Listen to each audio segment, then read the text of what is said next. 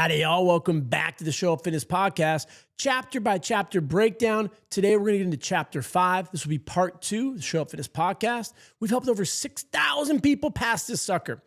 Go through it as quickly as you can. The study guide is a game changer. In my book, Volume 2, there's an entire chapter. It's going to save you so much time and energy. The goal is to pass this as quick as you can. I say that a lot. There's probably people out there on social media, read the entire textbook. Let me ask you, are we textbook trainers or are we qualified trainers? And the difference, the average trainer, 90% quit within the first year. They understand their body. Qualified trainers understand the human body. For most of you that are listening to this or watching it on YouTube, you got to chapter 5 and you're like, what the hell am I reading? This is anatomy, physiology, how the body works, beginning with the human movement system, the muscular system, the skeletal system, the nervous system, how they work together.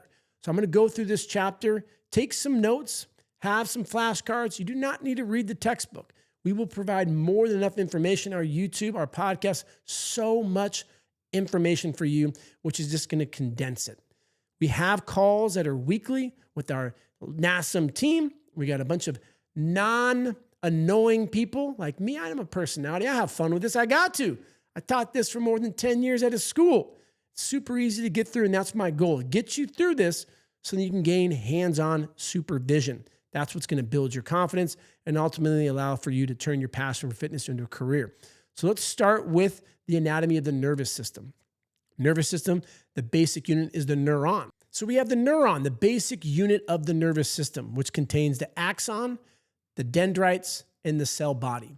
Within the cell body, we have the nucleus. That's all you really need to know for that. The central nervous system and the peripheral nervous system. Central is going to be your brain, your spinal column. Coming out of the spinal column is your peripheral nervous system. You'll see some stuff about the mechanoreceptors, which we have the Golgi tendon, muscle spindles, as well as the joint receptors. You will come across the term proprioception. So if you close your eyes, that's where your body is in space. Being able to touch your nose when your eyes are closed, that's proprioception. If you had a couple too many, I like my whiskey. If you've ever been pulled over and you've been drinking, don't ever do that. That is a dummy move, but the officer will have you touch your nose. If you are under the influence and have a BAC greater than 0.08, you won't be able to touch your nose because your body awareness is all messed up. That is proprioception. Anytime you see the word proprioceptive, anytime you see the term proprioceptive enriched environment, that's going to be a phase 1 answer, stabilization. Choose that. Muscle spindle is a sensory receptor sensitive to change in length. Think of stretch. Spindle, stretch. Whereas a Golgi tendon organ, it's a specialized sensory receptor located within the skeletal fibers, and it's sensitive to changes in tension.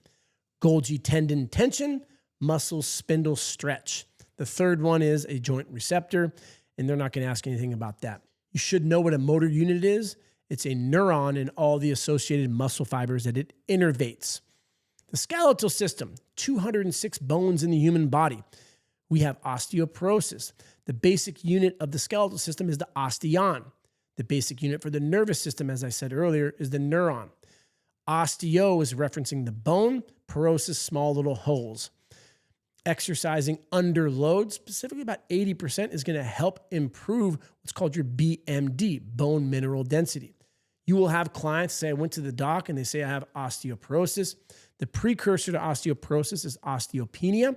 Think of that like being overweight with a BMI of 25 to 29.9 would be like osteopenia, whereas obesity would be like osteoporosis. It's a lot more severe. We have the axial skeleton, which is my skull and my vertebrae, and the appendicular is everything coming out. So your mandible, that's your chin, that's part of the axial skeleton. Whereas your carpals here in your hand, that's going to be part of the appendicular skeleton. You may see something about Wolff's Law. I like to think of a wolf running that has an impact on bones. So if you're ever to see something about bone remodeling, you're going to want to choose Wolff's Law on that one. Osteoblasts are the cells that build up. So think of B for blast, clasped, claw down. So when we're younger, the blast, those are the cells that are going to build up, are more prevalent. And as we age, the clasps become more prevalent. So as we age, those clasps become more active, and we can avoid breaking down of the bone by strength training regularly. Osteoblasts build up, osteoclasts break down. They're not going to ask you much about the specific bones. Where does the infraspinatus lie? No, that's more complex. It's very, very simple. How many bones in the cervical region? 7. How many bones in the thoracic region? 12. How many bones in the lumbar region? We have 5. The sacrum and the coccyx, the most inferior part of the vertebrae, are going to have 9 total. You'll hear a little, have breakfast at 7, cervical, have lunch at 12, have dinner at 5. And then when do you want to have some drinks with the belt buckle trainer? You're going to want to do that 9 o'clock because there's 9 bones in that region there. 33 bones in the vertebrae. Not going to ask you much about the types of joints, synovial, and so forth. Then we're going to get into the muscular system, which the basic unit would be the sarcomere. Sarcopenia is the loss of muscle mass due to age. Sarco is making reference to the sarcomere. Dynapenia, dyna is referencing power. This is what happens as we age. Sarcopenia, loss of muscle mass due to age. Dynapenia is the loss of power due to age. We have the myofilaments, which are going to be actin and myosin. Myosin is the larger one. Actin is the smaller one. Glycogen is where we would breaking down the skeletal muscle. We have the outer layer, which is the epimysium. And then we go into the middle, which is the perimysium.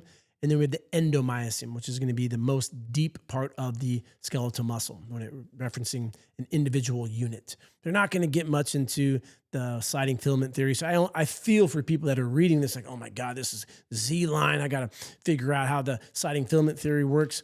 You will never, have a client ask you about the sliding filament theory. This stuff is important to know, but reading it in a textbook without being able to ask questions can be very overwhelming. So you don't need to know about any of that stuff. All you need to know about the myofilaments and the sarcomere. You have fiber types, type 1 and type 2. Type 1 are going to be more endurance-based. They use fat as the fuel substrate. Think of a marathon runner, endurance athlete. When I'm doing 12 plus reps, that's more type 1 recruitment. Type 2 recruitment, fast twitch. Type 1, slow twitch.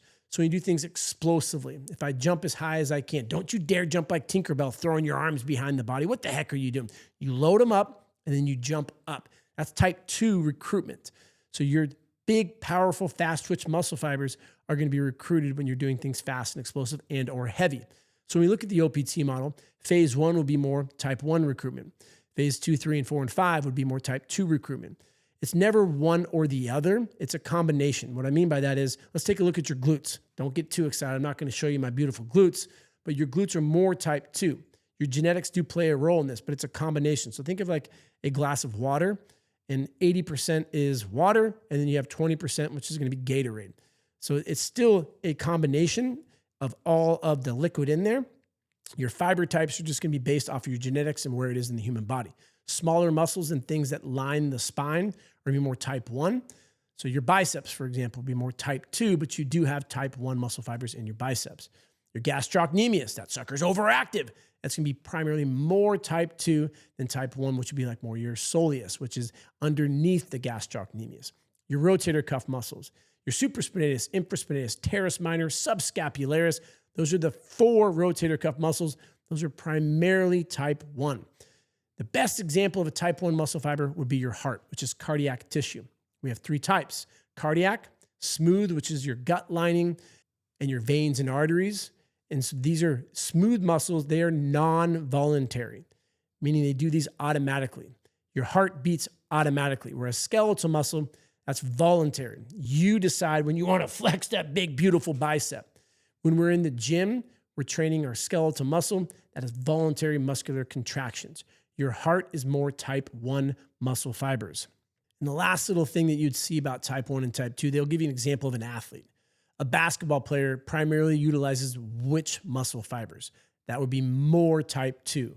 Whereas if you go for a mile run, the fastest mile ran ever is 3:43. Even though that is fast, it's greater than 3 minutes. This is more oxidative. I'll get into bioenergetics later on, but that's more type 1 recruitment. Basketball players, soccer athletes, track, when you're jumping, you're sprinting, doing things maximally, that's type 2 because you fatigue quickly. Here's a test that you can do. Go to a wall, put some chalk on your hands, jump for a minute. You're going to see like those first 8 to 10, maybe 12 jumps are significantly higher because that's type 2 recruitment. And then when you go and you see the rest of them for the remaining 45 seconds or so, you're not going to be nearly as high. That's type 1 recruitment. Another thing that you can do while you're, maybe not when you're driving, I don't want you to crash, but if you're sitting down when you're listening to this, dorsiflex, which is you lift your toes up. And I want you to go as fast as you can. We're in a race right now. Go, go, go, go as fast as you can. Tap, tap, tap, tap, tap, tap, tap. You're going to feel your anterior tibialis moving fast. Maybe you can hear that on the mic right now, but then it starts going slow. So the type 2 muscle fibers are recruiting first, but then they fatigue out, and your type 1 muscle fibers are going to continue on with them. It's more local muscular endurance. I can tap my foot like this for a long period of time, type 1 recruitment. And to summarize chapter 5, there's a lot of information in here, about 30 to 40 pages. But if you just listen to this over and over and over again, the study guide is going to be your Bible because we give you the vocab words on what you need to focus. If you're trying to understand the sliding filament theory and you don't have a professor to ask questions to like we do on our platform, we have kinesiologists, we have registered dietitians, doctors of physical therapy. You get to ask questions to them. Hey, doc, can you better explain this? We have videos that are on demand. We also have live calls on a daily basis. So you get to ask questions. That will really build your confidence. Doesn't matter where you are. If you're in the States, I'm in Southern California at my gym right now in Santa Monica, or if you're in India, you can master this stuff and you can get through it as quickly as you can. Chapter 5 is probably where most of you started getting hung up. I repeat, don't close the book and quit. Remember, you don't need the book, but you just need to push on through it. You will pass this. I guarantee it. This book does not define your training career. You need to get hired. You need to be likable. In my book, I talk about help Nick, and that's what's going to get you hired at a gym so you can start gaining that experience and then really pursue what you want to do a year from now, 3 years from now, 10 years from now. I've been doing this for 20 years. I love every single day of training people, teaching trainers, and helping those help clients and helping people ultimately do why we got into this, which is to help people. One time in my career, someone said something outside of helping people.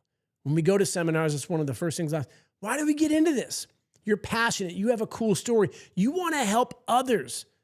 Why are you getting into this? To help people. One time, one kid was like, I want to meet chicks. God bless his horny little soul. But we're doing this to help people. And you will be able to, I guarantee it. Get through this as quickly as you can. I'm sorry, our marketing budget isn't nearly as large as NASM, who's owned by Ascend Learning, who's owned by Blackstone. They could pump in millions to get in front of you. You'll click on that BOGO, buy one, get one free, and now you're stuck with a $2,000 or $3,000 bundle, and you're like, fuck. It's called the sunk cost fallacy. You want to get through this. You think that by reading this book, it's going to prepare you to be a trainer, but go to Reddit, go to Facebook. You're going to see people just say, it's not setting you up for success.